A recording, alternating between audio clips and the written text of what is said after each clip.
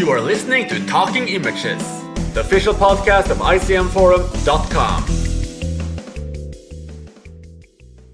Welcome back, everyone. I'm Chris, and in this episode, we're talking endings. And we have a great show for you today. Adam, Mathieu, and I will not only share our very favorite endings of all time, we'll break down what we actually think endings should do. Yes, the old taboo. Should they clear everything up or leave us with a long list of questions nagging us into our sleep? We'll even explore morality, justice, and oh yes, the Hays Code, and answer whether or not films should ensure that we, the gullible and weak-minded people in the audience, can understand that crime does not pay. More so, we'll look at how endings actually matter. Can they make or break a film? And yes, examples are coming. But don't worry, spoiler folks. We'll do a more general discussion before then with a clear warning before we enter your dreaded spoiler territory. And to put the icing on the cake, we'll even test some of Mathieu's pet theories. So let's actually start with that right now. Mathieu, part of the reason why we're even having this episode is because of your claim that the only thing we remember from a film is usually the beginning, a few select scenes, and the end. Do you still stand by that? And I really like to explain your thought process there a little bit. Hi, everyone. Yes, I do generally stand by it. Of course, it's a generalization. But, you know, there's that Howard Hawks quote about a good film being 3 great scenes and no bad ones, I think. And I think specifically opening and ending scenes are vastly more memorable and important generally to a film. And I think maybe I also think that because in terms of writing, when I was taught how to write a paper, I was always taught that basically half your time should be spent on the introduction and the conclusion, right? Opening and ending. Mm-hmm. And I think it's the same in cinema. It's just, it's what you're left with. And the opening is important also, but it's not our subject today. So yeah, I do stand by that. Want to jump in on that, Adam? I'm charmed by the theory. I don't know if I completely agree with it. I definitely agree that the endings and beginnings are very important. I'm not sure it's the only thing that people remember. Certainly not for all movies. I do remember being taught, in the 4th grade that when I was reading a book to pay particular attention to the endings and the beginnings because I could expect the author to tell me something very important to them. And it's certainly true in literature. As a former journalist, of course, we focus almost overwhelmingly on the first few paragraphs.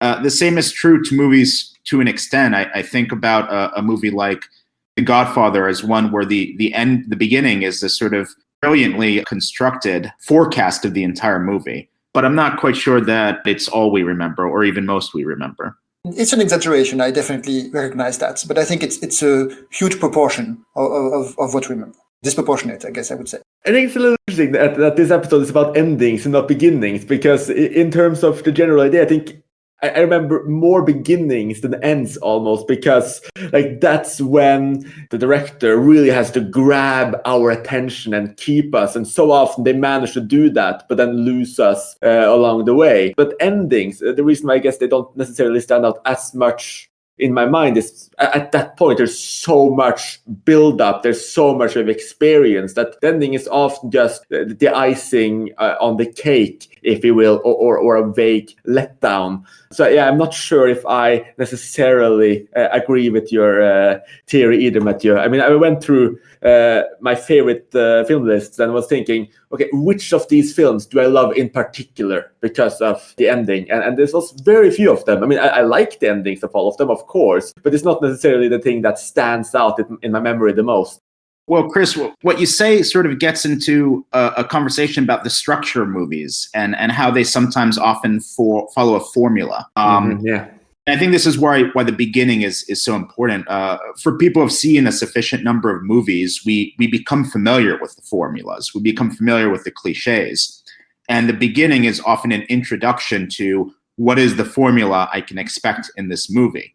That's why I think beginnings are so important. And then the endings oftentimes just confirm the formula. They're designed to wrap things up, as you said before, and to reassure us and to make us feel good.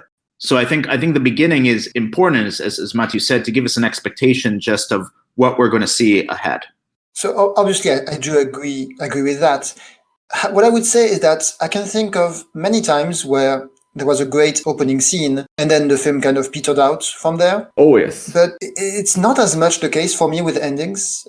There are some cases of films that I think are fine, but then the ending is great. But generally, a great ending for me is more, there's a bigger correlation, right, with films I love, I guess. And what you say about wrapping up, I think the best films, either they don't wrap up, right, they open, or they wrap up in a way with a scene that encapsulates the whole film. And I guess I'll talk about that more later, but that's what I mean when I say you end up remembering that scene. Again, a generalization, but that's, I think, why I would value endings generally, or not necessarily value, but think they're more important than openings. Mathieu, I agree when it comes to what are the sort of endings I like. I think those endings that we expect are by far the most common. And they're designed to do two things, those endings that we expect. They're designed to sort of, like I said, wrap up the story, leave us with a good feeling, and reassure us. And in some ways, those endings we expect, they're sort of like the fast food of movies. They're familiar, they're comforting. They may not be entirely healthy, but people expect everything to be the same in certain movies. If they say a romantic comedy, they know the ending they expect from a romantic comedy, and they feel good when that ending is delivered. That's fine and good, and I certainly don't begrudge anyone those joys. I do, like you, prefer the endings where our expectations are betrayed in some way. An ending that either doesn't resolve things, leaves things open, that leaves us with a sense of puzzlement or bafflement, or an ending that goes the opposite way than we expect. And I have to confess here, since as a child, I've always loved endings where the bad guys won, just for that reason. And because you're secretly evil. I mean, there's also that. There's a certain joy in seeing evil triumph, at least on the movie screen. I mean, that's something we even talked about in our Western podcast as well. I think it was the same three of us who were talking about, the glorious ending to The Great Silence, and just how impactful that ending was the very first time we saw it. And I think that definitely when you have an ending you really don't expect or betray all of your expectations, that's far more powerful, at least to me, than that feel-good fast food ending you were talking about. An excellent example, and Westerns are perhaps one of the most formulaic of genres. We know the ending to expect in a Western, right? The good guy kills the bad guys. Often there's a girl involved and they get together. But those Westerns that sometimes are most memorable are Westerns where the opposite happens, or if not the opposite, something a little more ambiguous. And The Great Silence is an example of that. The Searchers is an example of that. High Plains Drifter is an example of that. These, to me, are some of my favorite Westerns. Yeah, and that gets to one thing that, again, we'll talk about is how endings are often tied with morality, or with what we feel that a film is saying in moral or ethical terms, which I don't think you could say about openings for the most part. But I guess I'll leave that discussion. I mean, this is not exactly the subject, openings versus endings. Oh, that's an interesting way of looking at endings, if you see them as reflecting the beginning. But yeah, I think we even started delving into the second question I had, which was about whether or not we prefer open endings or these more, cookie cutter endings. But I'm not sure if we're giving the endings that wrap everything up neatly a bit of a bad rap here, because you can wrap things up very nicely and still subvert expectations a little bit. So do you guys in most circumstances prefer an open ending, or can we have one of these nice, if you will, endings where all the answers to your questions are just cleared up and everything is understood and we just close it? Can they be as powerful as a film without a real resolution? I think they can be. I would tend to say that's what I said, I prefer open-ended endings in general, but there's also something very satisfying about a film just being closed. And it's not necessarily what I think Adam was referring to, as in, or what you said with cookie cutter endings. I mean, cookie cutter is derogative, I would say. So obviously that's not good. But I think plenty of films benefit from, because they feel more coherent, right? Because if the ending kind of makes sense with the rest of the film, I mean, it can make sense while being open-ended, but there's a certain feeling of satisfaction you can get from that, which is not necessarily the fast food kind of thing that Adam described. So I think both have values, even though I think most cinephiles tend to prefer open-ended endings just because they strike us more, right? Because they are more unexpected. Well, I've made my preferences clear, but I should clear up that when I compared those expected endings to fast food, what I just meant was that we know what's coming. That doesn't mean it's not satisfying. There's a reason so many people like fast food. There's a reason so many people like that expected ending. But that ending... But fast food is explicitly bad for you. I mean... Okay, my comparison is breaking down now. Not all fast food. I mean, they've started this healthy fast food trend, where you have these, grainy baguettes and you get salads on them, etc. Like, those do exist. We'll fair enough. A podcast about fast food. Yes, quick. with new food podcast, healthy fast food coming up. Well, I mentioned The Godfather earlier in the context of beginnings, and I'll mention again now in the context of endings without explaining what exactly happens at the end for the people out there who haven't seen it. But that is a movie where the ending not only loops back to the beginning, it reaffirms the entire journey of the movie and the central themes of the movie. There's nothing sort of unexpected or ambiguous about the ending of The Godfather, but it is immensely satisfying. So I would say that those endings that we expect are satisfying and even healthy, unlike fast food, when the quality of the movie that preceded it was excellent. Yeah, and it's like everything. It's all in the execution. I mean, there's plenty of films that are ambiguous and it's just kind of a lazy, do whatever you want with it. Well, I think of a movie like Heart of Glass by Werner Herzog, which I love the ending in a certain sense, but it's so baffling. It's so completely disconnected from the rest of the movie that you just kind of wonder, is he messing with us? Is that the point of this? And if he is, I admire it. I'm sorry? Werner Herzog messing with us? I mean, that doesn't seem like That's dedicate his entire life to that.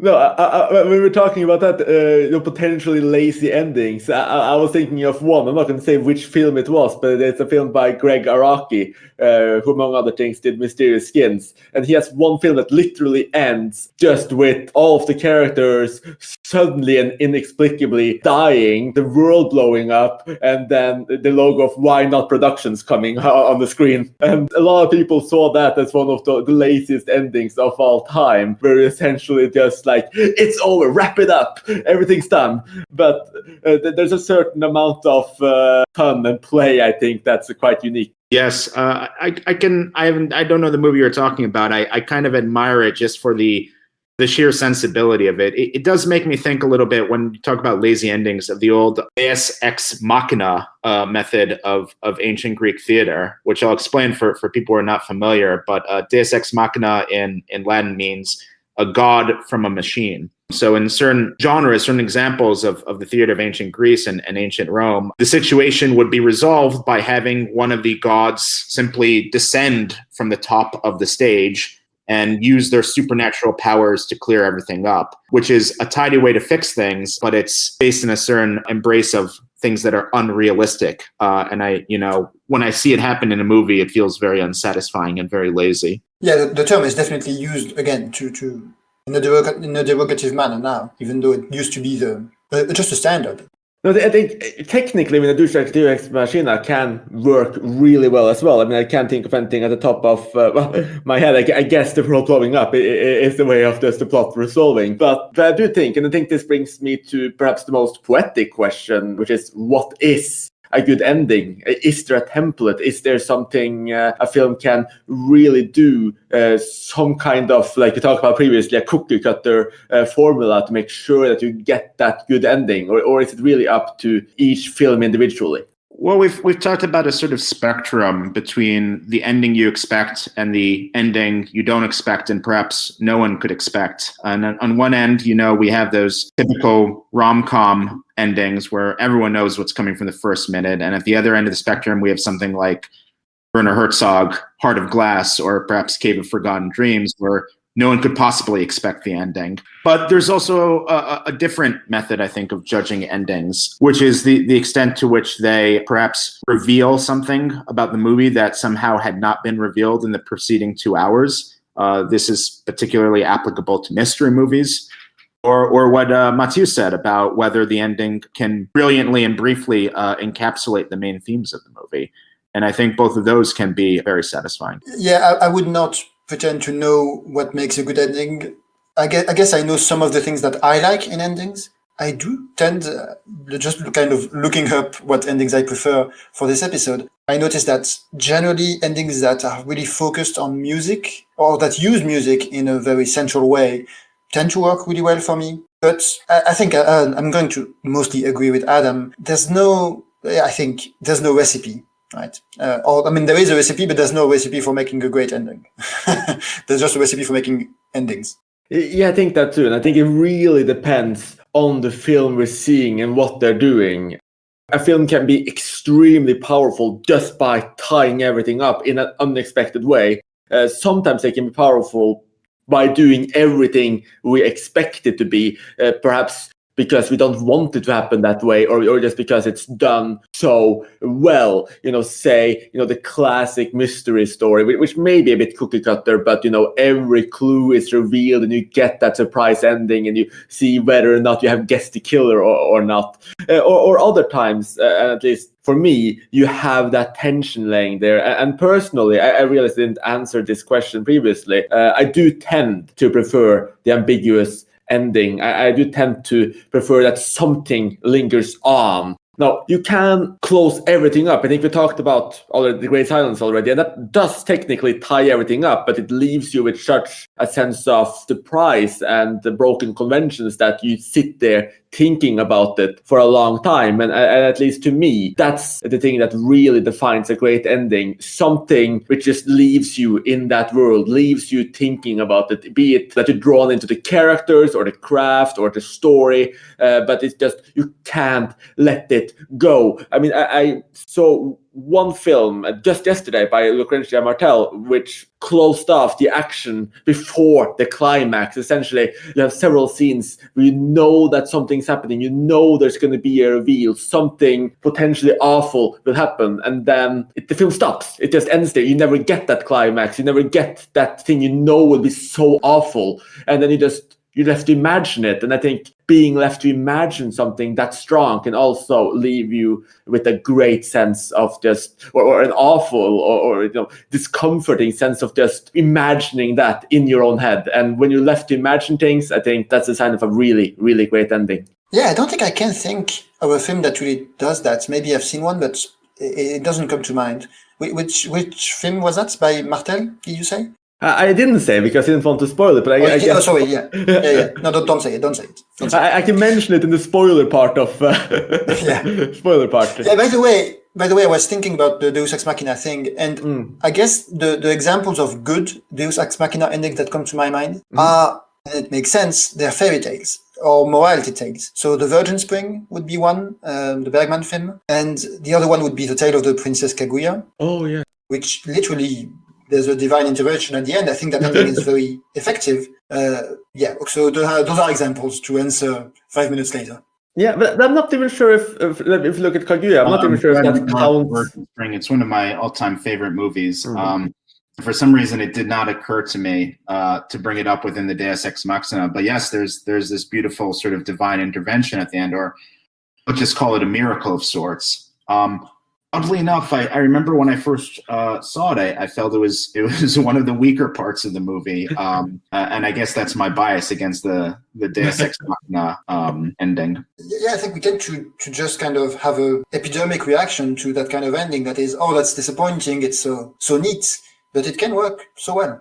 And even in Kaguya, I think that it's not it is a Deus Ex Machina because the gods literally intervene, but there's also quite a bit of build-up there. But I think, why don't we actually skip to the spoiler section right now? Because we're going to discuss some really fun things. We're going to discuss the Hays Code. We're going to discuss films that were ruined by their endings, films that were elevated by their endings, and even if there are some films, film genres, etc., which really need that ending to fit, and that also lets me reveal the Lucretia Martel film I was just talking about. So if you're completely spoiler-phobic, you can theoretically leave now, or you can look down into the description of this episode, and you will see timestamps where you can jump to specific topics and specific films, so that these dreadful, awful spoilers don't just ruin your day and leave you hating this podcast forever. So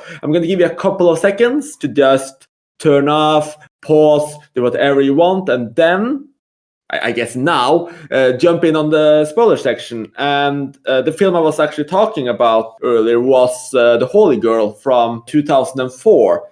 Which, just to give a really quick rundown, it's essentially a slightly disturbing love triangle, if you will, between a mother, a doctor, and her underage daughter, where the doctor throughout the film, before realizing it's her daughter, essentially feels her up on the street. It's quite disturbing, and the girl develops some feelings for him. It doesn't actually, nothing actually happened, but it has this really uneasy overtones throughout. And at the end of the film, essentially, the girl's friend reveals it to her mother. She goes into the hotel. It's all dreadful. They're going to reveal it. The doctor hears rumors that this will happen, but he has a presentation. So he goes up with the mother of the girl, and they're about to, have this large joint speech and presentation in front of a full auditorium of all of their colleagues. And it cuts before it even goes out in the scene. It cuts with the mother of the friend sitting in the hallway waiting to reveal this information to the girl's mother, and with the two girls who are friends just swimming in the pool with the friend about to reveal that she's told on her. And like all of these pieces are just right there, leaving us just what will happen, like how will this be resolved? And then with the girl swimming in the pool, it ends. And all of that tension has just been building for about 10-15 minutes at this point, and it cuts before anything is said, anything is revealed. I think that's just such a great example of just leaving us to imagine that awful confrontation, especially because the doctor's wife and child is right there as well. So like everything will come out in the open, their lives will be ruined, and we have to imagine it. Yeah, that sounds great. And I think I've seen films that do this, but I just cannot think of one. Chris, what did you especially love about this ending as compared to maybe I don't want to say a similar movie, but something of the like where the ending might be different or more conventional?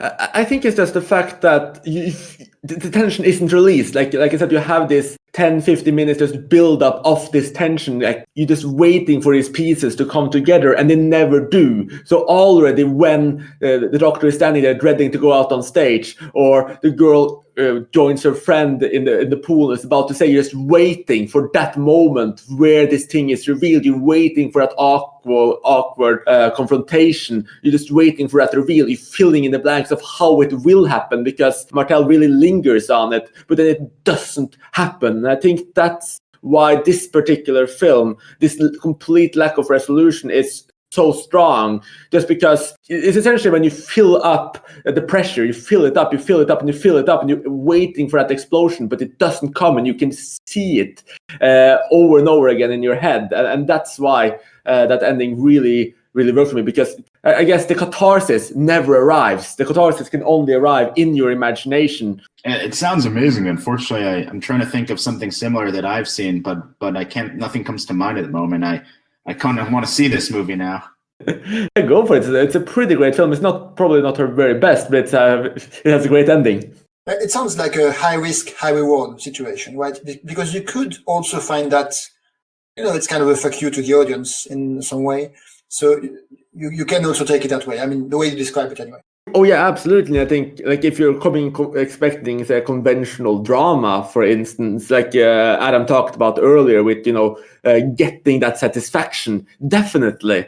There are other films that do this. I can't remember any other as striking example. It's only because I saw this yesterday. But this idea of, can you pull it off? And sometimes it can even feel a bit cheap when directors do this or writers do it, because it's like they built up all of this for the reveal, but then they didn't have the creativity or the strength to convey that properly. They didn't have the skills to put that into an ending, so just cutting early. So I can definitely see a lot of people being really pissed off in the audience at the end of this movie. Now a comparison has come to mind that I'll share with you.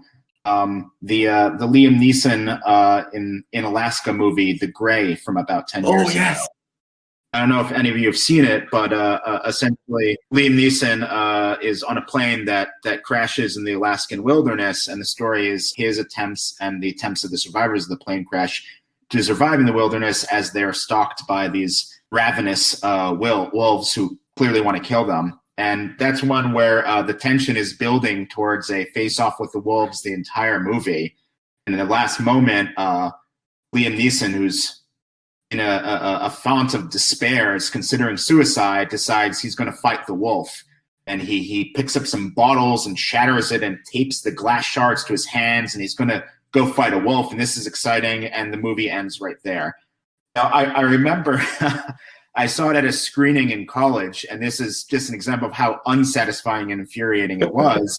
Everyone was kind of upset that we didn't get to see the fight with the wolf. And then the man who was arranging the screening announced, wait, hold on, there's an after credits scene. And this brings us into the entire topic of after credits scene.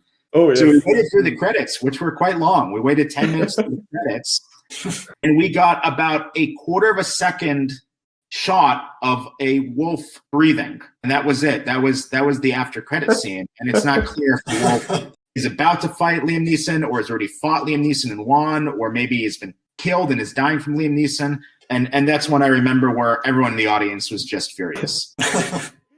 Yeah, that makes sense. Yes. I mean, I actually remember quite liking this ending, which I guess would infuriate you as well. It's not a great ending, but it ties into that sense I mentioned earlier. I think this might have been one of the movies I was thinking about too, where could they have done that properly? Could that fight with wolves actually have been carried out on screen and be satisfactory? And I'm not sure if they necessarily could have done it, or if it would just have looked awkward or sad and changed the tone of the entire movie. I think it would have been difficult to pull off a good animal fight ending, and certainly it would greatly upset the animal lovers, which is a sizable section of the audience. So maybe it's better that we didn't see that ending. Maybe there was no good way to resolve that movie. Yeah, fighting animals, that's just very difficult to do without a huge VFX budget, I think, because with real animals, you really can't do that. Yes, fight real wolves now. I guess you can be trained German shepherds disguised as wolves, but still. My money is on Liam Neeson in any fight.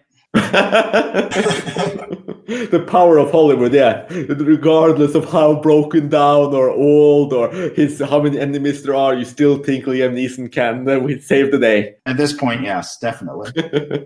But we're talking about endings that kind of just change abruptly, and I guess this could be a type of ending that makes the movie too. But can you think of any examples where the film really managed to give you that ending that just elevated all of it, that perhaps delivered on what you didn't necessarily think it could deliver on?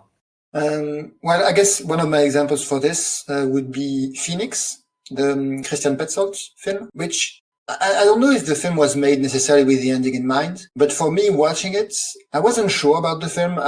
It was effective as a drama, taking place in post-World War II Berlin. But that final scene just elevates the film profoundly for me. And again, it involves music, as I mentioned earlier. And yeah, so I guess that would be an example, because you have this realization of this plot. So I guess we're in the spoiler section, right? Because it's this woman who's come back from the camps, and her lover from before, who may have betrayed her, doesn't recognize her because she's disfigured. And so the whole film, she's kind of living in that half space of kind of forging a new identity, but also trying to regain him in some sense. And that last scene is a scene where she reveals herself to him through playing a piece of music that they have a history with.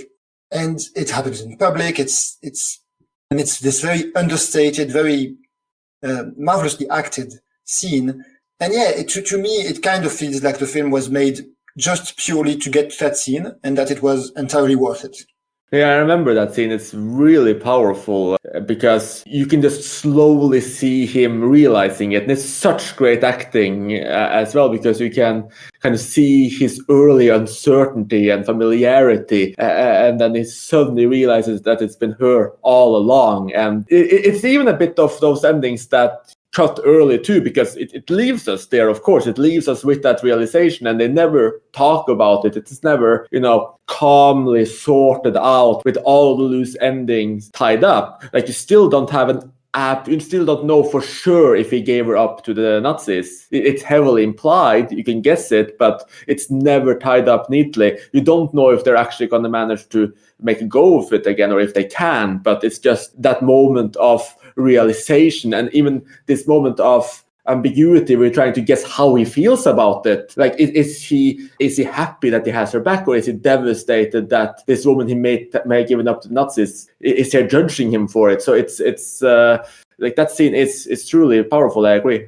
It's a beautiful movie and a beautiful ending for all the reasons you mentioned, Chris. One thing, though, that stands out to me is it's also mostly a non-verbal ending. Now, if I recall, she's singing during that scene or playing the piano. I can't recall, but some music. He's playing the piano and she's singing. Right. Excellent. Okay, so they're both playing a song, and the revelation happens non-verbally. He notices something, and everything is revealed to him, and that revelation comes without any communication. So it's an ending that depends entirely on a non-verbal process. And this highlights the acting, as you said, Chris. It's has its power because of the reactions we see on his face, and that itself is a very sort of small subgenre of endings. Those endings that depend entirely on something that is revealed and something that is reacted to without communication. It makes me think of the old British gangster movie, The Long Good Friday, where it ends with just a 2-minute close-up on Bob Hoskins' face. With no discussion whatsoever. It's just a video of his reactions to a perilous situation he's entered. And we don't know what's going to happen to him, but we get to see his reaction to this. And I found that similarly a very powerful ending.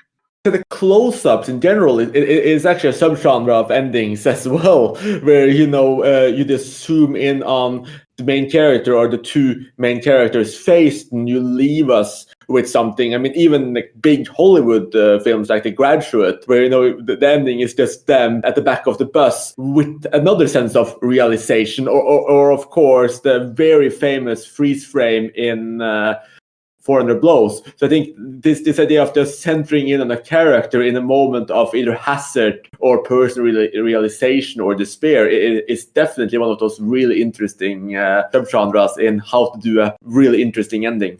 Yeah, to reinforce that, I had actually thought of a trio of endings that I was grouping together, and I haven't seen the Long Good Friday, but it sounds like it's pretty similar. And the ones I was thinking of, they are all non-verbal and all close-ups. So, and those are Vive l'amour, the Tsai Ming-liang film, which ends on a pretty long scene where at first we're following the protagonist who is walking down the street, but then she's sitting down and it's just a close-up of her crying. Yes. And, it's a whole film about alienation, of course, as are all of his films, as far as I understand. And, it's a woman who is kind of a strong, independent woman, quote unquote. And so seeing her break down this way is very striking. And you get, more recently, you had two endings kind of similar with Call Me By Your Name, the gay romance film.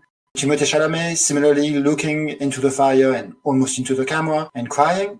And my favorite, Portrait de la jeune fille en feu, Portrait of a Lady on Fire, where you've got Adèle Haenel. She's not looking at the camera for the most part, but she is again crying about what happened in the film. And again, non-verbal, again, musical, like Call Me By Your Name also, not Vive l'amour. But yeah, I think that type of ending, there's something, I guess the close-up, it lets you really see the kind of subtle changes. And so it works for this kind of ending very well. Unfortunately, I haven't seen any of those three, but it puts me in mind of one more movie, which is Nights of Cabiria, which also is almost a non-verbal ending and also a close-up, and also one that involves a lady crying.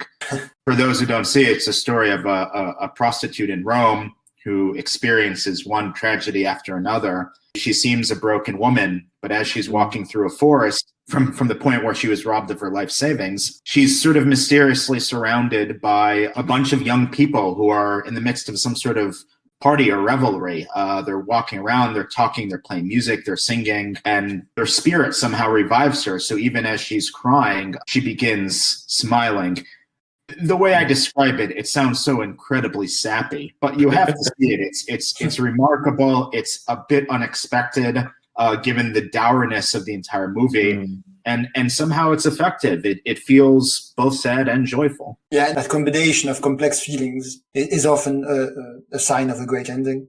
And dancing is also a great staple, I find, of great endings. I mean, you mentioned Fellini, of course, and 8½, which reference the end of 8½, is something I absolutely love.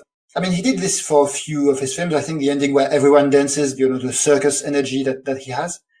And I mean, I'm guessing it is a reference to the ending of The Seventh Seal, which is, this Dance of the Dead, Danse Macabre thing. Mm-hmm. It's itself a reference to a medieval thing, but you also have that, again, both incredibly sad, but also accepting life in some sense after in the events of The Seventh Seal, which are very dark. And yeah, I think dancing is again another non-verbal way that endings can kind of feel transcendental. I guess that's something we haven't talked about, is that often the ending scene, it kind of tries to be special, right? Because it kind of has to be. And another example for this would be the end of Beau Travail, the Claire Denis film, which again is a dancing scene that is mysterious as well, because you don't quite understand. It's also a release. Yeah, it's something, that only endings can do, I think, is because they don't have to be followed up on. I mean, it sounds silly to say, but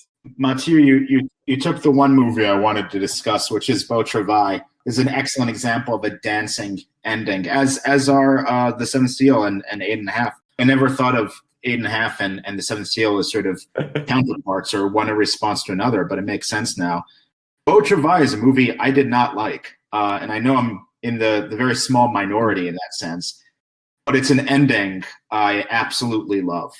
It is a dancing ending, as Mathieu said, so it has that, and it's also, like you said, very mysterious, so it's a bit unexpected. It stands apart from the rest of the movie, which is definitely has some sort of dance-like qualities, but the rest of the movie feels realistic. The final scene, we don't really know what's going on. It could be a fantasy. It could be a hallucination. It's apart from the rest of the movie because the main character who's dancing in the end, he's revealing a side of himself, which is completely opposite from the way he's behaved the entire movie. And it's revealing something that we always felt was inside him, but was very, very hidden. And that's why it's so powerful. And I can't believe neither of you mentioned Zorba the Greek with the famous ending dance as well. Another example of a movie I didn't love, but the ending is great.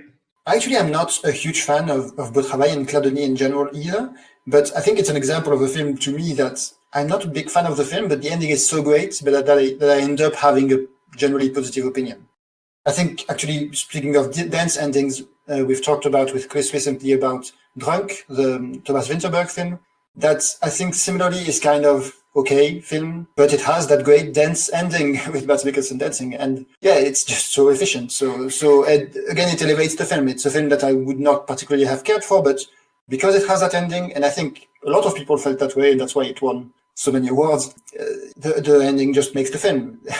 That's such a great example as well. I mean, I actually quite liked Another Round throughout, simply because they had this fairly playful idea of, taking a scientific experiment on screen and the descent while doing it. It was a really nice and intellectual way to just create a comedic plot, even though it's quite an easy film in a lot of ways. But yeah, definitely a strong ending. And that's one of the things that people don't shut up about. I mean, like you said, that really is the scene that people remember. So it's an excellent, excellent example of a scene and an ending that really made the film.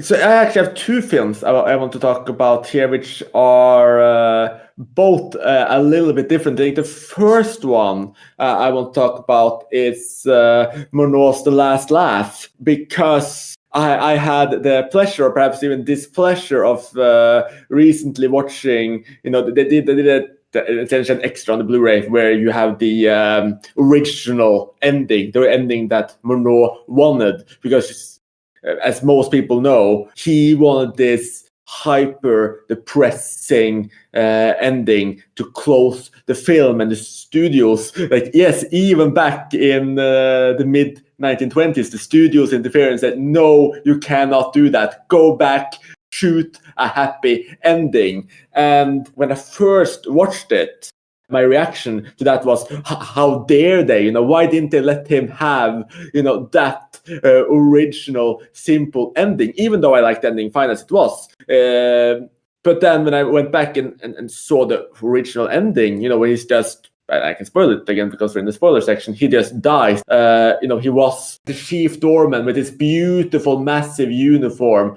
And it's his pride and joy, but he becomes too old. So gets demoted, essentially, ends up as the new man in the toilet. He's just sitting there. He hands people their towel. And that's his life now. He's just sitting there day in, day out, while he keeps up this pretense of still being the great doorman. He steals his uniform and he wears it every day until it's discovered that it's all a lie. And the final scene is just sitting alone in the toilet. They come in the morning, and the implication is that he's dead. The camera just stays on him, and that's it. That was the original ending, and that was the ending I saw most recently. And it's not that harsh. It's not that striking, because it's just, oh, he's dead. It feels like the air is let out of the bag. But when you get the fake happy ending, and this is what Murnau said himself about it, because he thought the fake happy ending was more cruel than anything else, because it's so delirious. Essentially,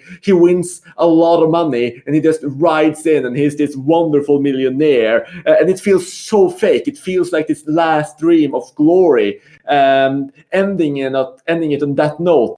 And this is actually a really nice counter with the film I'm going to talk about as my favorite film ending of all time a lot later, but just to throw it in there as a similarity there. But just this idea, it just feels like the dying dream of a poor broken man, and it just becomes extra sad. So that fake ending, that extra happy ending, it really, really elevates the film in my mind. Wait, Chris, you're saying the fake ending, the happy ending is good? It's a good ending for this movie? It elevated it? Yeah, exactly. I think it's sadder because it's so unrealistic and bizarre. Absolutely, yeah. Oh man, I had a totally different reaction. I mean, it's sad because, a potentially great movie was almost ruined by its ending. That was my reaction. And this sort of gets into the topic of movies that were recut by the studio or is taken out of the director's hand. It also gets in the topic of movies that have to have happy endings or at least moralistic endings because of production codes. Yeah, I did not have the same reaction to The Last Laugh. Well, that's fair enough. I think the way that Murnau shot it, though, I really think was an extra screw you to the studio. Yeah, I think you can definitely feel that. I agree with Chris. I love the Last Laugh, and I think the ending works great because of the way it's shot and because of the how do you say the intertitle title card. Yeah. Because of the title card, which introduces it, and I don't remember exactly how it says it, but it makes it super clear that it's like, we know how this story ends. It does not end well, so let us indulge in what a happy ending could look like, right? That's how I took it. And to me, it is a very sad, it does not remove the melancholy and the sadness of the film. I think that's why it works for me. And I didn't know, actually, before you brought it up earlier, that it was a forced ending by the studio. I mean, obviously that makes sense. But I thought he was pointedly kind of making fun of happy endings. I don't know. I thought it was on purpose. Yeah, I think when they forced him, that was his solution. His solution was to mock the idea. That's how I read it anyways. It should be noted the original title of the movie was not The Last Laugh. It was The Last Man. Yeah. And The Last Laugh. The Last Laugh was the title that was imposed because it sort of says the doorman, well, he has the last laugh on everyone when he becomes rich. Yeah, it's actually, I used The Last Laugh because I know that's the English name, but in both German and French, it is still named, I think, The Last Man. But I think it's interesting, this ties into interpretation too, because essentially you, Adam, you see it a bit more realistically in terms of this is how it ended, while Mathieu, which I agree, if that was the case, it wouldn't be a good ending at all. On Mathieu, and I see it a bit of a more ridiculous, impossible ending that just underlines how sad everything is. It's a little bit like the ending to Parasite, where you also have this wonderful fantasy that can't possibly be true, though they make sure that you understand at the very end that it's not the case and it won't be the case. Yeah, I don't think the ending to Parasite, I love that film, but I don't think that's the strong point. No, I mean neither. But what you said actually about endings where you're not sure if it's true, I mean, that's kind of a thing. Yes, it's true, it's true. And I think the big one that comes to mind for me is Taxi Driver. Taxi Driver, the first time I watched it, I was disturbed by the ending. I did not know what to do with it because I thought I had a handle of the film. And then the ending came and I just didn't know. I was like, is it possible that Scorsese is actually glorifying this guy? Because that's what it feels like. He's giving him everything. And, I've rewatched it recently and I've made my peace with that ending. I don't know. I think the film is very clear that on the character. I don't think you can interpret the film as being a glorification, or at least I don't.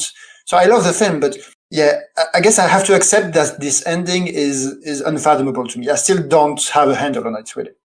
If I remember the ending of Taxi Driver, he's driving Sybil Shepherd around, and then at a certain point he's alone in the cab, and there's this weird moment where he suddenly sharply glances in the rearview mirror, and there's this sort of musical, sort of weird noise. And I felt that was sort of the indication that we got that, he is not exactly in a happy place. He's seemingly, had this great success and is being praised for this shocking act of violence, but that doesn't mean he's redeemed. He's still a very dangerous character who will descend into violence again. That's was at least my interpretation, but I agree maybe it wasn't clear. Yeah, but your interpretation is that it all happens, right? That Sybil Shepherd does get in the cab, etc. Because I think there's a bit of speculation about that. You think it's a fantasy sequence? Yeah, same actually. I don't know. This is so funny because it happened again. Like once again, we have Adam taking the most reasonable view of it, where it actually happened, with both Mathieu and I taking the stance that, yeah, it's fantasy. Well, I don't know. I'm not very strong, as I said. I just don't know. I don't feel that it's shot in a way that makes me think it's a fantasy. I think it's unclear. I just don't know. It's not like the last laugh where I have a strong opinion. In this case, I'm going to rewatch it, Taxi Driver, eventually, because it's a great film. And maybe one day I'll have an opinion, but I don't really have a strong opinion. Yeah, it's true. It's weaker for me as well. But I do like the fact that it's, at least for me, it plays with the idea of whether or not it's real or not. And I think that there's a lot of movie endings that do that, though perhaps this is just me and Mathieu as well, overanalyzing them a little bit. No, there are so many. I mean, just take Robert De Niro again. We have Once Upon a Time in America, where there's some ambiguity at the end, how much of the movie is real and how much of it is a hallucination Robert De Niro has while he's very high on opium, and that is purposely done. I felt that was the filmmaker is purposely being ambiguous. I felt Taxi Driver, it's, until this moment, I'd never thought of it as a potential fantasy sequence. I know what I'm doing tonight. I'm rewatching Taxi Driver. Yeah, and I guess it can also be bad. I mean, I have a tendency to resist that type of thing in general. I think a recent example would be Joker, a film I personally hate. And part of it is that the ending is also, to me, it kind of falls into what I was talking about at the start of the episode, right? Do what you can with it, right? Decide for yourself what is real, what is not, because we haven't thought this truth, we'll let you do the work. And I think that's kind of an issue you can have with those super ambiguous ending. Is it happening? Is it not? It can be a bit of an escape, right? Oh, we brought up 3 straight Robert De Niro movies now, so I don't know if that's yeah. Should we discuss perhaps there's a similar type of movie, which is one where at the end we discover it was all a dream, or we know it was a hallucination, no ambiguity. And there are so many in this genre. Ridiculous. Some of them, I'd say most of them are bad. Occasionally it's good. I think of a bad one, a fairly obscure early Anthony Mann noir called Strange Impersonation, where we spend an hour in this deliriously wonderful noir mystery, and then at the end it's wake up, it was all a dream, and that's another one where I remember I was seeing in the theater and the audience audibly groaned in dissatisfaction. But to think of a better one, I would mention Jacob's Ladder, the psychological thriller from 1990. At the end, we realize most of the movie is a sort of dying hallucination of a man who's dying in the Vietnam War. But somehow it fits perfectly with the movie because the entire movie is about him coming to terms with his own death. The only good example I can think of is one I don't really want to mention, even in the spoiler section, because it's a very recent film. A Netflix release, I guess. I mean, I don't know if you guys want to. But I think it's generally terrible when films do that, but occasionally it can work. Well, now I'm curious what you were going to say. Well, I mean, I guess I can say it's. I'm thinking of Ending Things. The Charlie Kaufman film. Damn it, Mathieu! That's it's still been waiting to see that movie. Sorry, but I mean, that's all right.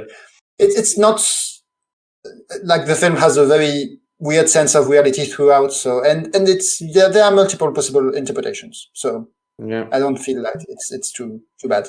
But yeah, it's a film that really plays with that idea. And yeah, the film has magical realism all over it anyway. So. You know that it's a weird reality that you're watching pretty soon.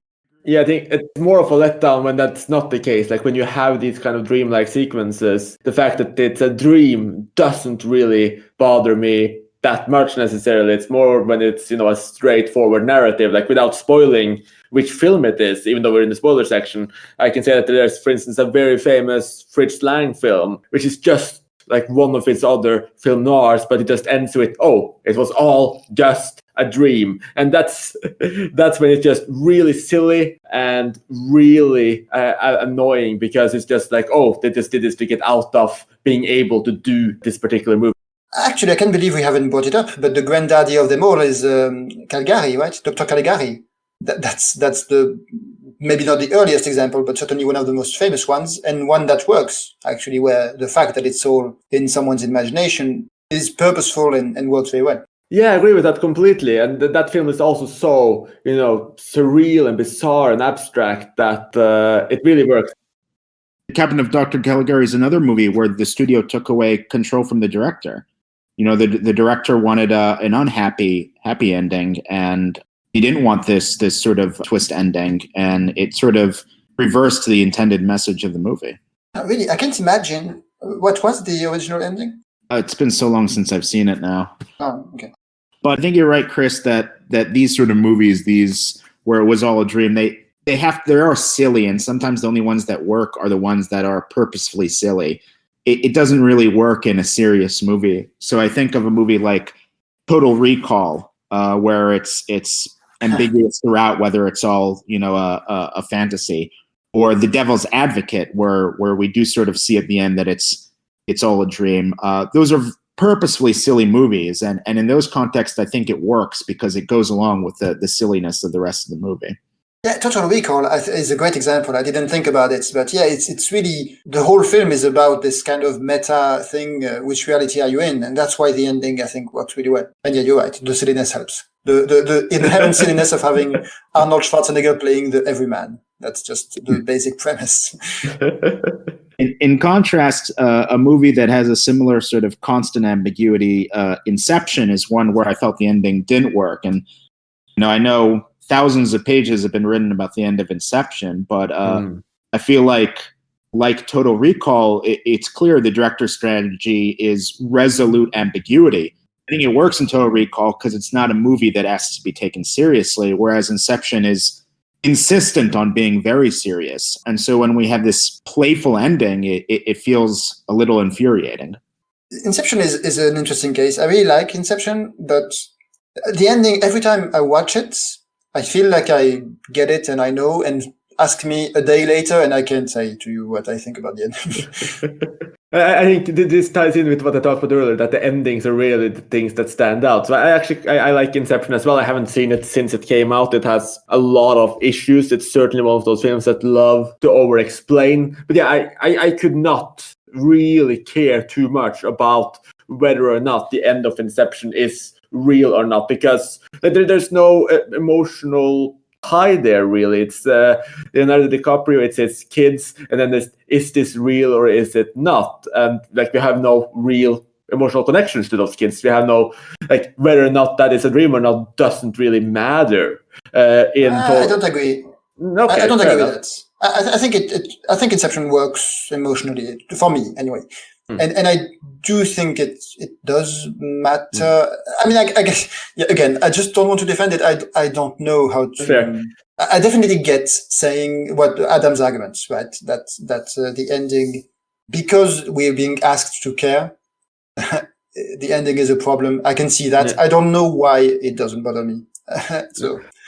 I can see a little bit of care. Like I remember earlier in the film, we have Marion Cotillard insisting that it is a dream, and the fact that she theoretically kills herself within this dream, and the whole idea of is she still alive in the real world or not. I think that's definitely something that has a degree of impact and works.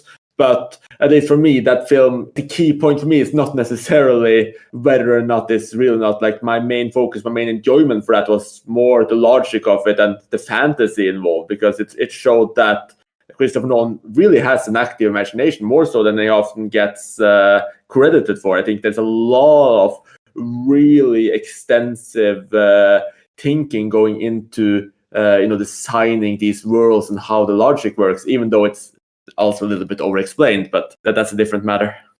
Perhaps the key question with these sort of movies is whether the hallucination or the dream part of it is just something fun, or whether it's just something to confound the audience, or whether it itself is a theme within the movie. So I think a movie like Total Recall, it is silly, but it is a movie maybe entirely about fantasies. Whereas I felt Inception to a certain extent is the same. It's a movie about dreams. So in some ways, the ending is very appropriate. Absolutely. There's a movie like American Psycho, where I felt like the ending, which reveals that Patrick Bateman's murder spree is a hallucination or a dream of some sort. Oddly enough, it also feels appropriate, even though it is sort of confounding the audience. But that's because it underscores the message of the movie, which is that this man is sort of stuck within his own diseased mind and stuck within his own diseased society. And there's no escape for him. Even in the realm of fantasy, he's always tugged back into his mediocre rich guy experience. American Psycho is an interesting case. It's a film I really didn't like. And then the ending came and I thought, oh, okay, maybe I'll have to rewatch it, because I think the film could work with that, but I just, I think the point the ending makes, as you say, is quite interesting. I just so didn't enjoy watching it. So I think one day I will rewatch it knowing that, and maybe it will work for me. It's an interesting case of a great ending, not quite being enough to save a film. But on the topic of films saved by the ending, and we haven't even gotten to ruined by the ending, but before we go to that more negative aspect of it, are there films that in your mind are all about the ending, that in some way or another actually build up to it, to the point that, if that ending was not actually pulled through well, the film would collapse? Yes, absolutely. I mean, I mentioned Phoenix already, which I think is one of those. The other big one for me is Whiplash. Whiplash is a film that I felt conflicted about throughout, because it's very extreme, and in terms of the behaviors it's showing on both ends, really, both of the protagonists, and they're pretty unlikable, and it felt like just a story of abuse. I don't know, I had trouble with it, but at the same time it was also intense and engrossing. And then the ending came, and I think the ending made the film.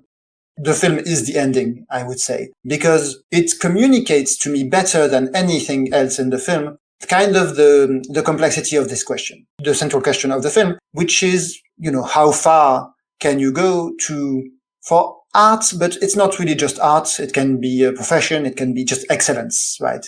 And as much as we like to think that there's a lot of exaggeration in terms of excellent people being awful, and that we should do otherwise, the fact is, it happens so often. So many great artists, so many great scientists, so many great, people who achieve great things are awful because they are so dedicated to what they do that they hurt the people around them. And not only the people around them, actually, also themselves. And I think that ending scene, that very long kind of musical piece, is so powerful because it is intense. You are really engrossed by what's going on. And at the same time, I think the film is very clear that this is not a good issue, a good end, right? It's not good for the character what's happening. He's realizing exactly what he wanted, but was it worth it? And I think the answer is probably no, but the ending is making the case better than the rest of the film. For me, maybe it is. And I think that makes the film. Well, this is the movie that I knew ahead of time we were going to have a big disagreement on because we briefly discussed this beforehand. Now that I've actually heard your explanation, Mathieu, I'm somewhat sympathetic to it. I think you're praising it for reasons that are not related to the reasons why I hate Whiplash and why I hate the ending. So let me briefly explain why I hate it. And there are two reasons I hate Whiplash. One reason, which we don't need to delve into, is that I think it has a very misguided notion of what jazz is and how jazz works. I think it's a terrible depiction of jazz on cinema. But let's set aside that for a moment and just talk about the ending. Because until the ending, if you do ignore the part about jazz, which is something I love, I think it's a pretty good drama about an abusive relationship. And then I interpreted the ending as one that validated the abuse, that validated the argument put forward by the tyrannical music teacher, which is that this sort of behavior, this abuse, elevates someone to greatness. And it seemed to me in the end that was what was achieved. Is the Miles Teller character, the jazz drummer, receives this final humiliation in a long string of humiliations. And somehow this actually inspires him to greatness through drum solo. And again, it's a sign of how poorly it understands jazz that they think a drum solo is what makes a great jazz drummer. So I felt it validated abuse. In its own way, I felt it was an evil movie with an evil message. And I'd say to this day, there's not be a single movie I hate more. But now that I hear your interpretation, Mathieu, that it shows a moment of triumph that's ultimately hollow, this is an interpretation I never thought of. I understand why you like it, but I can't quite escape my own interpretation. I think I'm honestly a bit closer to you, Adam, in that I didn't really see the condemnation of that character. I think the film as a whole showed that these really extreme methods of abuse had a positive effect. I mean, I can agree with Mathieu too that it was conflicted on it, and I think the ending could have that degree of hollowness. But isn't there even this moment where they kind of lock eyes, and there's this degree of pride there too that kind of underscores that something good came out of all of it? Well, I think this is very much tied, I think, to the Taxi Driver discussion. I think it's basically you don't have the fantasy elements, but I think there are similarities here. Is again, you see the importance of how endings define the morality of a film, right? I mean, I think both Adam and I feel that the ending defines what the message of this film is. We have different interpretations. But the thing is, just generally, I don't think a film, a scene, or anything is one thing. I don't think my interpretation is better than Adam's. It's just mine. I don't really care what Chazelle thinks he did. I just know what I can take out of the film. Whether or not it was meant to be there is, to me, almost irrelevant. So that's what I see in the film, because to me, it is unfathomable to think that the J.K. Simmons character could be a model of anything. That's just how I feel. And I think that's how you feel as well, Adam. The question is, can you interpret the scene in a way that works? And yeah, it just depends on the viewer. Well, it sort of gets into the topic of how do we interpret movies, whether we focus on what's known in literary studies as reader response, how it's received, or if we focus on authorial intent. I'm personally more sympathetic to reader response, in which case I guess I should like this movie more. It's just I'm nagged by the suspicion that Chazelle approves of this abuse, which feels... Yeah, definitely. I definitely get it. I'm definitely in the Roland Barthes camp, death of the author, death to all authors. Inevitably, we end up in semiotics and structuralism and post-structuralism.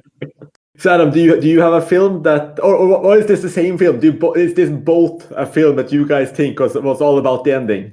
Yeah, I guess we agree. The movie I was going to mention for this question is one that was already discussed, which is Beau Travail, which is, as I said, was a movie I didn't like, but I adore the ending. And in some ways, I think the ending makes the movie worthwhile. I say this with the understanding that most people love the movie, and I understand why they do.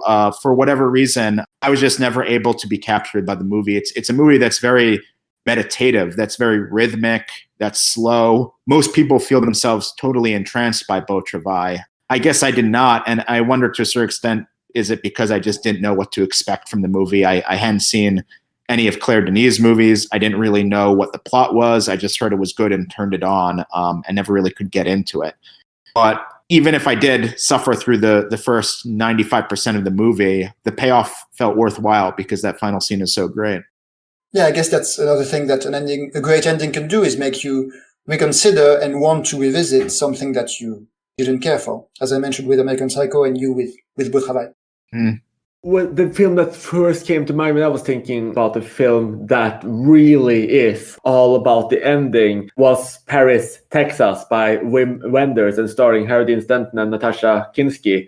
The reason for that is because this was a film where the first time I saw it, like I couldn't imagine this film having a satisfactory ending. I was just really unsure of how this could possibly be tied up, because in the film, Harry Dean Stanton plays this family man, this father who has disappeared for 4 years, and it's essentially a shell of his former self and doesn't feel like he belongs in this family anymore until he suddenly shows up again. He picks up his son and he goes to try and find his estranged wife. And throughout this film, I think there's this question, which is just, what did he do? Why did he leave? What could justify this type of action, this type of self-hatred? What could it be? And I think it's really, starting to that, he doesn't meet up with his ex-wife, played by Natasha Kinski, until the very end, and she's still considered an integral part of the film. I mean, she's on all the posters, and most people will remember that ending where they are face to face. They're talking through this screen, and he starts to apologize or explain why he did the things he did, and you learn what he did over this, and it's awful, it's disturbing, but also with a slight stint of sympathy for him, and it just really delivers. Like, it's one of the few films I can think of where it builds up all of this tension and it genuinely delivers on it. You feel like this encounter that the whole film has built up towards, it delivers. It has the emotional resonance, it has the power, and it goes beyond it. And I could easily have seen Wenders or anyone else handling a story just cutting before that meeting, just leaving it blank, leaving us just like Martel did with the Holy Girl. Leave the tension right there, because how can you actually sum this up? But Wenders did, his writers did, and his actors did, and it comes together so beautifully and so powerfully. It is a movie that's able to fulfill the slow building tension of the first 2 hours. And I think that's incredibly rare because that tension builds so slowly, and yet that mystery is hanging over the movie for the entire runtime, from the first moments of what happened to this man and why is he the way that he is. And oddly enough, it's a movie, in contrast to Phoenix, where the ending is entirely verbal, but it feels still extraordinarily powerful. And one of the interesting things is I think from a lot of it, they're not looking at each other. They're looking through a one-way mirror, and then there's a certain point where they just sort of sit down and they're not even looking at each other, as if the pain of what they're expressing is too much for their gaze to bear, which really underscores the emotional intensity of it. Yeah, the way it's shot is quite remarkable, and it really adds to the tension and the ambiguity, and also the truthfulness of the scene, as well as obviously the performances. It's interesting, Paris, Texas. There's a word for it, right? There's a word for films that's not just films, but things that go toward an ending, that are geared toward an ending, that's teleological. And I don't think of Paris, Texas as being that, because I see it as being really of two halves. But that makes sense also. But it's just the Natasha Kinski character is not something you expect at the start of the film. I guess, yeah, in terms of unlocking what happens, it makes sense. But I guess I think of it more as two halves, of the first half being how is Dean Stockwell going to make him open up? How is he going to interact with the real world?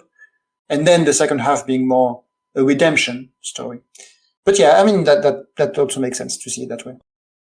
I guess to expand on teleological films, I think that there are a lot of them. I mean, one category that kind of is funny for me is films where the end is in the title. So, like the first one that came to mind is A Man Escaped. That's the story of a man who's going to escape. And the end of the film, he escapes. Quite simple. The ending is great. It's extremely satisfying. It's a great film. Yeah, it's all in the title.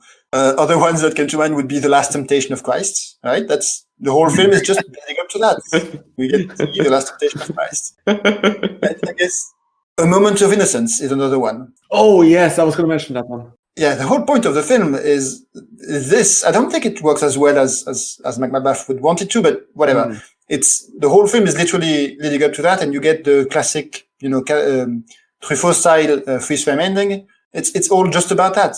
And I guess another one would be, well, two other ones that go together for me would be First Man, another Chazelle film. And where it's not exactly that, but it is about the story of the man who went to the moon, and that's how it ends. Well, it ends with him coming back, but still. And Zero Dark 30. So that's not, the ending is not in the title there, but I think that's a great example of a film that's purely teleological, right? It's all about how they caught Bin Laden, how they killed Bin Laden.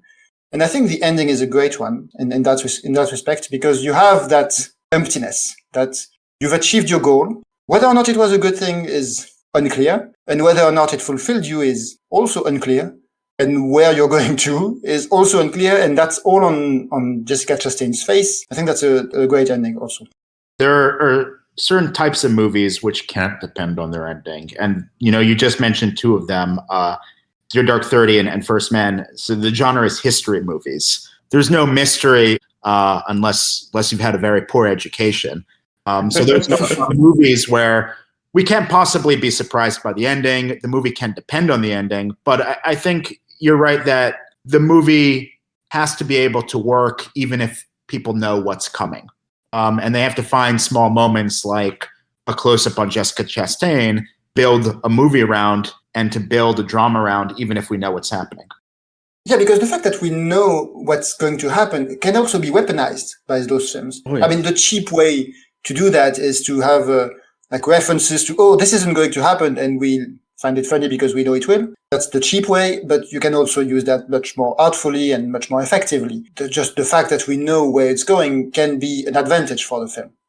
It makes me think there's another movie like F for Fake, where it's not a history movie and it's not in the title, but at the beginning of the movie, they tell us what's going to happen. In F for Fake, it's kind of subtle. Orson Welles tells the camera, for the next hour, I will say nothing but the truth. And I remember when I thought that, I thought, well, this movie is going to last longer than an hour, so I feel like he's going to pull out some lies at the end, and that's exactly what happens. At the end, he says, I said I would tell you the truth only for an hour, and for the last 40 minutes, I've been lying. So those are fun in a certain extent. That one was certainly fun, where they tell us what's going to happen, and then they deliver. And I think that's especially fun because a lot of people, I mean, obviously, if a lot like that ending and that style has been spoiled for such a long time. So I think it's very hard for someone who's interested in cinema coming into that film blank. But imagine the people seeing that on opening night and not thinking about that and just being completely confounded. I mean, it's extra good just because it tricks you so severely. Yeah, it makes me think not of In My Love, but it makes me think of The Prestige, right? That whole idea that's described in The Prestige, the idea of reveal to the audience and they want to be fooled. And I think Orson Welles does that brilliantly. I mean, Hitchcock also does that, but not so much in the context of this discussion. But I do love that kind of playfulness, and it's hard to get away with, but when it works, it's really great. And talking about really interesting ideas that kind of changes how we view the films, one of my favorite endings of all time is actually from a documentary. Actually, there's several documentaries with really powerful endings that subvert what you expect. But I'm thinking of Chronicle of a Summer by Edgar Morin and Joan Rauch from 1961, which is part of the cinema verite movement. Essentially, it's just shooting people on the street in the natural surroundings, getting close to them, giving us the feeling of summer and the feeling of the time, and it's beautiful. But then at the very end, and this is one of the things that perhaps ties in with Brechtian techniques and a lot of the ideas going around in time, but it ends with the people who were interviewed for the film or participated in the film seeing the footage so far. So essentially, they are in the cinema and then they're interviewed about what they've seen and how they saw themselves in the film. And I think that's also, it's not necessarily about, I don't think the film is necessarily about the ending, but I think it's one of those times when you can really subvert and change how we look at the entire film by making the process of seeing the film and reacting to a film part of the film itself. I think that's such a genius ending and probably one of the best endings of all time as well. So shall we move on to discussing some really bad endings? Although we've already discussed the ending I hate the most, Whiplash. Oh, but, yes. I got more I could discuss. Shoot at him. Let's jump right into it. I wanted to bring up the movie AI, Artificial Intelligence.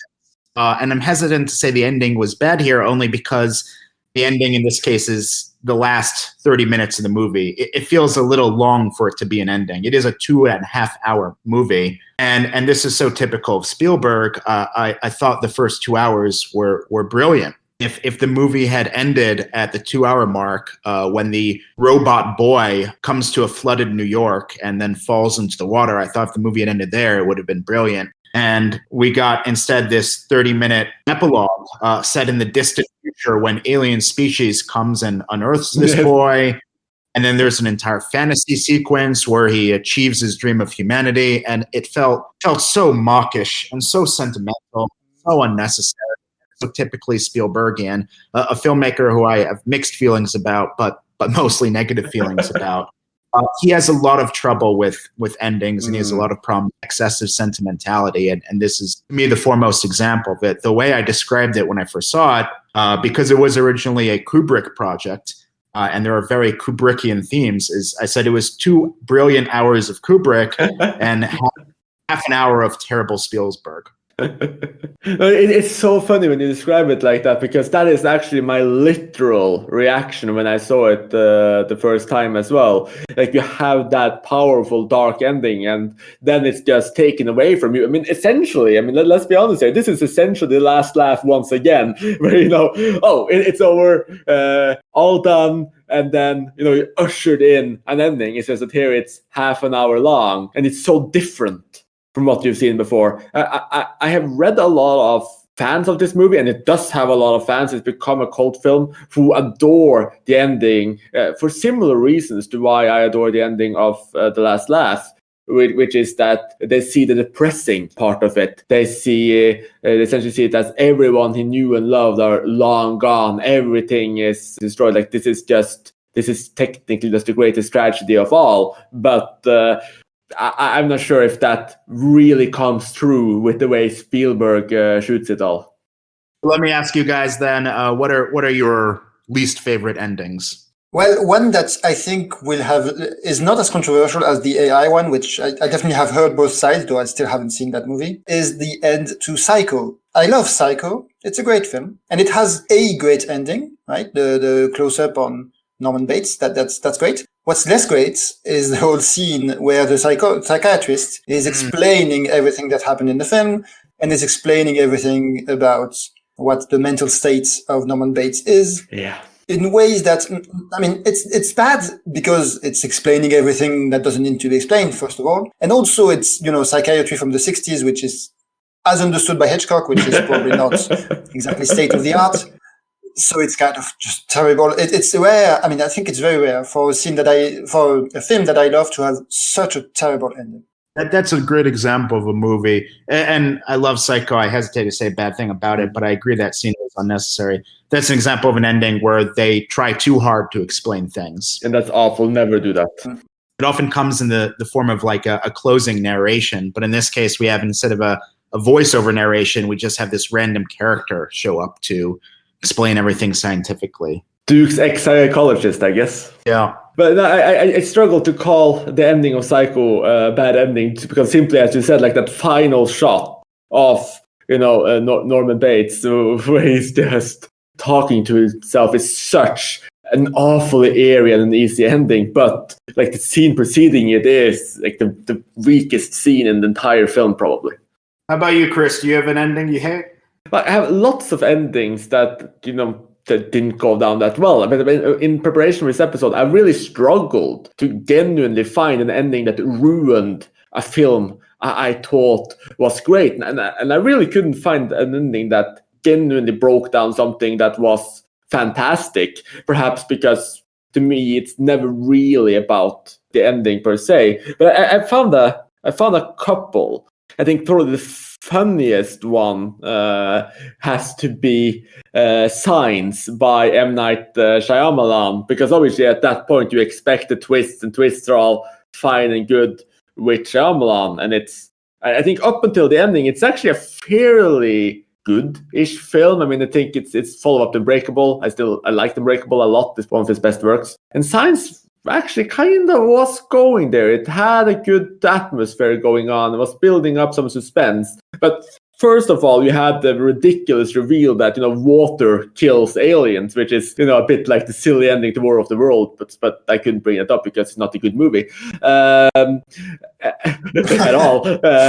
Science isn't a good movie. It's not a great movie either, but it could theoretically have been a almost great movie if they had done it differently. And then you have, like, to make it all worse, because of it's the water killing them, everything is corrected, so everything ends up so fantastically with Mel Gibson regaining his faith as a pastor, losing his faith at the beginning of the film. It's almost like a parody where it's just everything is sorted out, and it just broke any kind of uneasy or ambiguous tension built up before. It just felt silly. So I think that's the one I remember being most infuriated by back then when it came out, because I had a degree of hope built up in Shyamalan. He hadn't done those really crappy films yet, and then that ending comes, and I think from then on it just got worse and worse and worse as well. So it's almost like a goodbye to Shyamalan as a relatively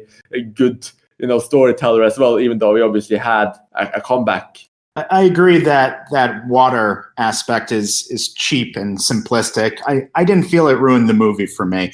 And I'm not a big Shyamalan fan, but I thought Signs was pretty good apart from that one sort of plot turn. And that's the criticism. One of the main criticisms of Shyamalan is that he's become wedded to his twist endings in a way that do not feel justified by the story that precedes it. Yeah, true. Yeah, I'm surprised we haven't mentioned Shyamalan before this, because twist endings are a big thing, and obviously he's associated with them and The Sixth Sense and all that. But just so that we don't anger to the Steven Spielberg fan too much, I will mention that I love the ending of Close Encounters. There you go. Yeah, I can see that. It's one of the more open ones in a way. I don't really recall the ending. It's been so long since I've seen it. Could you remind us? Well, I mean, the last 20 minutes, really, right? The whole exchange with the music to communicate with the aliens. But I think the ending, there are actually a bunch of versions of the ending, some of which I think are terrible, but I've only seen one. And he just gets in the spaceship. He gets in the spaceship and goes away. And I think, at least, again, it's an interpretation thing, but I do see that as bittersweet, because he is kind of like Whiplash, I guess. He is sacrificing everything around him to follow his passion or his obsession. And Spielberg has said that he would not end the film this way now, because he wouldn't have a film end with the protagonist abandoning his children. But that's exactly what makes it interesting. I see that, definitely. And by the way, Chris, I agree that I couldn't really find a film that was ruined by its ending. I guess I retroactively think of these films as bad anyway. And so I just could not find that. I guess the closest I could come was a film I still like, which is Jules et Jim, the François Truffaut film. And it gets back to the Hays Code thing, right? It's not obviously a Hays Code ending, because the Hays Code was not applicable, but it kind of feels like it, right? Because the whole film, we have this character of Jeanne Moreau, who is this very open, very free woman, and it has all this polyamory, which is very risque for the time. And it ends with essentially them being punished, or at least that's what it feels like. I don't know what interpretations there are of this ending, but it definitely bothers me.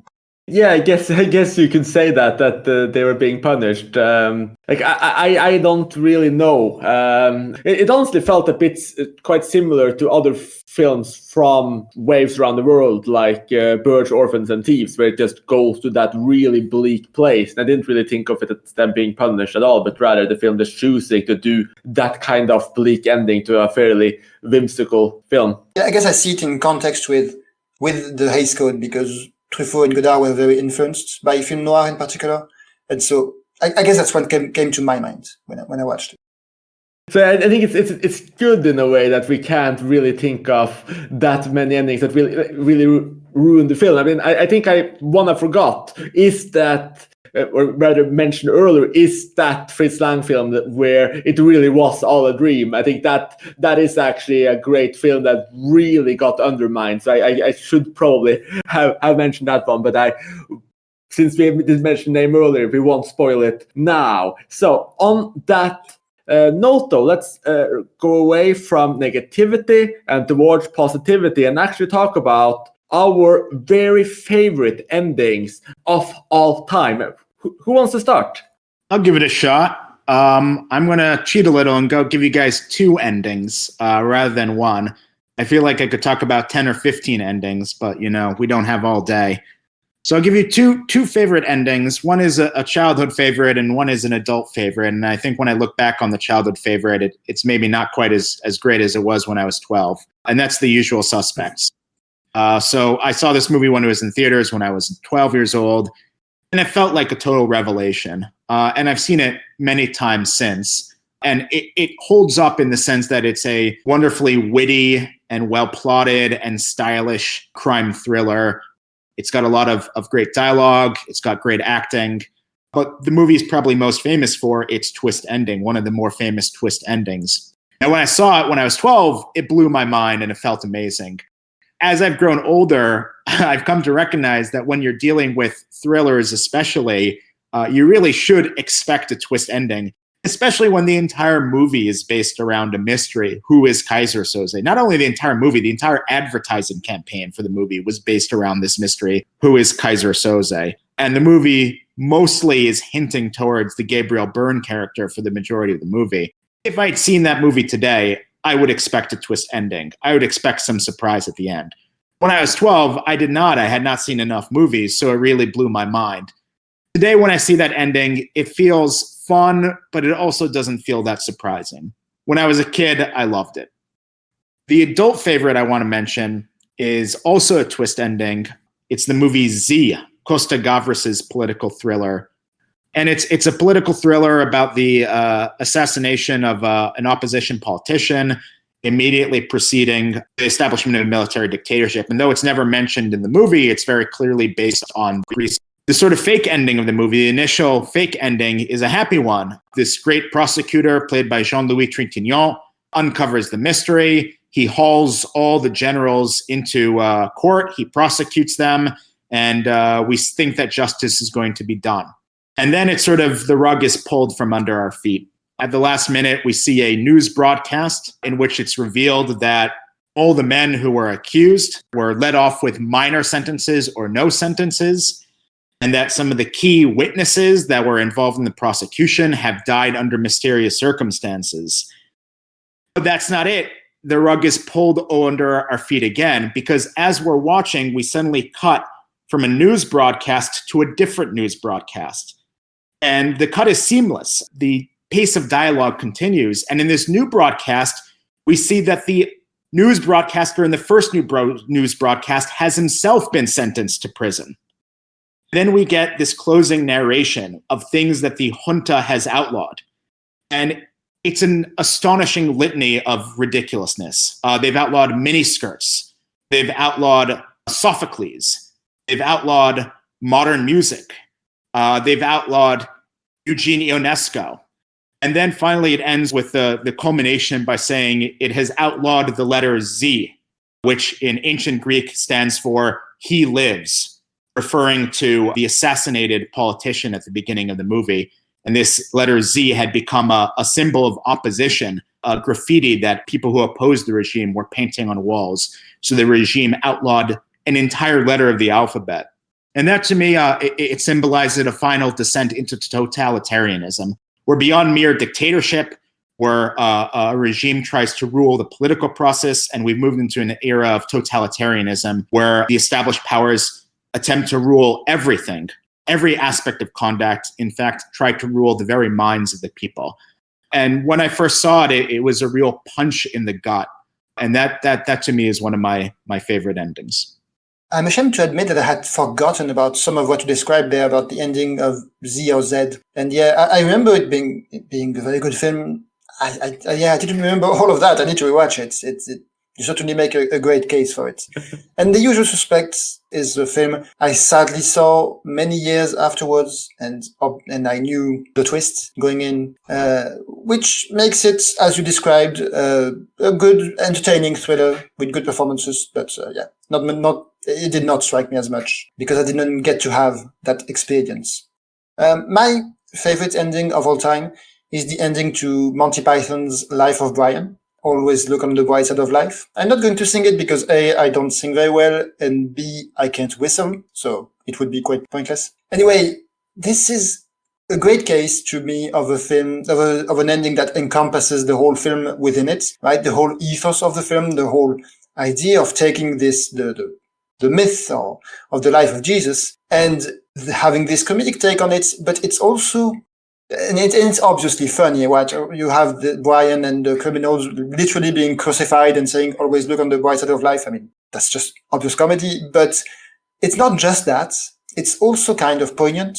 You know, life's a piece of shit when you look at it. It is kind of a message of Christianity in some way. And I think that's kind of the idea of Life of Brian, right? Is to take the basic tenets of Christianity and say, look how they've been misinterpreted right from the start. And I think it's brilliant. It's funny. It's very well written. And it's kind of heartwarming in a sense. I think it's everything you could ask for in an ending. I think, I certainly appreciate that ending from a comedy standpoint. I do remember Life of Brian, like The Last Temptation of Christ, is a movie that engendered some furious opposition from religious groups. And I like that the ending of Life of Brian seems like almost a preemptive response to that opposition of, let's remember this is it's silly, it's fun. It should not be taken maybe entirely seriously. I also love how you have this thread through almost all of your favorites here with music, Mathieu, which is so interesting. I think Life of Brian definitely has a really memorable ending, as does C. And I had forgotten most of that too, Adam, and I need to rewatch that because C is one of my favorite films. And I think what's burnt into my mind is, like I mentioned earlier, which often is the opening, where you just have, that long assassination, which just really comes together that well. And maybe we should have a podcast sometime about beginnings. But my favorite ending of all time actually bears a bit of a resemblance to yours, Mathieu. It also ends with music. And I can say now that my favorite ending of all time is the ending of All That Jazz by Bob Fosse, and starring Roy Snyder as this semi-sleazy, womanizing, kind of broken, choreographer, producer, artist who sets up these elaborate shows and has this, throughout this entire film, this vivid fantasies, often in the form of musical sets. And I think it's really fitting then that, to spoil the film, he dies. It ends awfully for him, but it ends in this fantasy. And I think it's probably the best final death fantasy brought to life ever, because it's literally him seeing everyone he cares about and hates, like all of the characters from the movie, and him singing Bye Bye Life by the Everly Brothers, or a slight change of it. So it's It really is just him singing his goodbye to life, and it's so happy, it's so cheerful. It's such a high tempo of this, goodbye to his entire life. He sees his son, he sees his ex-wife, and they're all dancing. It's just this glorious, epic finale, and then it's just him in a body bag and it closes. And I think first of all, it's such a catchy song. It's probably the ending I've rewatched the most amount of time because it's a great song too, and I've probably seen the ending more than 20 or 30 times. But I love the contrast. I love this jarring contrast between it's his death, it's awful, but the happiness of it, the vitality of it, this final fantasy, and also this just revisiting all of the characters from previously in the film and seeing just how he reacts to them in this scene. So I just think it's beautiful, it's strong, it's artistic, and it's catchy, and I have never seen an ending quite like it, and I don't think I ever will, even though I'm sure there are lots of imitations. Yeah, All That Jazz is an ending I should love, and on a theoretical level, I love it, I guess, because musical ending, as you mentioned. I don't know why, but All That Jazz is a film as I appreciate, but did not quite connect with. I think I just never really cared for the main character. So yeah, I can appreciate the ending. I can see how it could be this great ending, but for me, it's okay. Well, is this the point where we end this podcast episode with a twist ending of our own? That would have been. I mean, yeah, it was obviously. It has to happen, yeah. Like everything we've been telling you up until this point has been lies, or maybe. Yeah, Adam actually loves Whiplash, and I hate it. We twisted all of the characters. Oh, and F for Fake is, of course, an entirely realistic and real documentary. So you have. And my name isn't Adam. It's actually Steven Spielberg. This is actually the host of Steven Spielberg. Yes. That's the real hidden one. Roast. Or one of us reveals that we have Steven Spielberg tied up in our apartment, and now it is he's listened to all of it, and he's not pleased. Oh, and he will press charges, of course. No, but I think it's interesting to end an episode on endings, about endings, and just essentially just sit here in a way and just talk about endings and how this episode could end. Doing it a little bit like I mentioned previously with Chronicle of a Summer, where we just essentially we're stealing that ending. We're really sleazy here now. We're just stealing an ending where we reflect upon the episode we just had. So what did you think about it? Do you think we did a good job talking about endings? I hope so. I think we did a good. It's a judgment of our listeners. Yes. Maybe this is a case where we don't do a twist ending and we just say, we hope you enjoyed it. I think we did a good enough job discussing. I don't think we did a good job ending. No, exactly. That's true. Like, this is also one of those things, like, we almost ended on a whimper there, but just because of the fact that we're still talking about it, we're still talking about endings, like, this whole episode gets a whole new life, doesn't it? It makes me appreciate how hard endings are. Exactly. So, is that how it ends then? Is this over? We didn't even discuss the Hays Code. It's all gone. Like, things we set up didn't even properly come into fruition. There's loose ends. There's things you can imagine. There's things you in the audience can, be angry about. You were hoping this would happen, or maybe you were really just imagining something more visceral and intense. And we were talking about our favorite endings. Like, maybe we let you down completely, but we're still here, and it's the end. I think there's only one thing we can do. We can end by promising that anyone who doesn't like the ending of this episode is welcome to come on and end a future episode. Well, that's a dangerous suggestion, but if you do not like the end of this episode, or even if you do, feel free to come on icmforum.com, look us up, and maybe you can be in a future episode. Just hit us up. And I don't think any film has ever done that. I think you just solve our entire problem, Adam. Like, can you? Genre of endings. Yeah, exactly. Like, which ending literally has, like, hey, you think you can do it better? Come here, join. I mean, there's those audience participation endings where you literally vote, which we didn't talk about either. But yeah, this is a new one. So yeah, thank you. It was a William Castle movie that had that, where they would pause the movie and they'd poll the audience on what they wanted to see happen, and then they give the audience one of two endings. We did it with several films, actually. We didn't talk about Clue, We didn't talk about Clue, which has multiple endings. It just came back to an end. We didn't even talk about Lord of the Rings, which is probably one of the films that people complain about the most, just because it has like 4+ endings and people just keep thinking it's gonna end. But now we're killing the episode again. We're going back to actually discussing endings rather than discussing the ending to our episode. So on that note, I think let's close it. This episode is over. Yeah. You have been listening to Talking Images, the official podcast of icmforum.com. We're doing the MCU thing. We are setting up sequels. Yeah, exactly. Was this really the best endings of all time? Or if you disagree, or if you have additional endings, come down here to our studio or our virtual studio and participate in the sequels. Now we even have an ad for it. Come down here, join Talking Images, and present. Will it happen? We don't know. You have been listening to Talking Images, the official podcast of icmforum.com. But yeah, I think now we've really gone down the Lord of the Rings route as well, where we just have too many endings. So let's just say it's over. Thank you all for listening, and join us again soon, either as a listener or, as we were saying earlier, a participant. You have been listening to Talking Images, the official podcast of icmforum.com.